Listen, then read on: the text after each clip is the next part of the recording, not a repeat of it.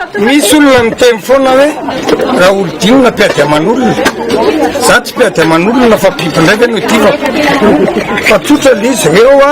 sehoko anareo ny fitarainana tonga taty aminay mba hitsiny fiarahamonina io misy reo sonian'olona be dia be reo a lalapokon'olona le tiony a efa nandritriny amam-polo taona ny reo ka nakasara ngary nakasara ngary a marina re dia hoentinay ny amin'ny tompona ndraikitra isatokatony io a io ny taratatonareo ny doléancean'le olona fa volombelona ny usia tsisy kotany eo a fa analan'io zay a dia anao tatitra any amin'ny tribonaly sy ny retraretra fa mila fitoniny tsika tsy ety amin'ny fiarahamonina ty nykorotanina kory lalana kely tsy tondra ray metatra tsy tonga any an-danitra fia dia anaovanato zay ohatr' zao dia zay mahatonga anay joro ary aro amin'ireo tsy misy alalana azo le olona zany nanetraka an'ireo vato reo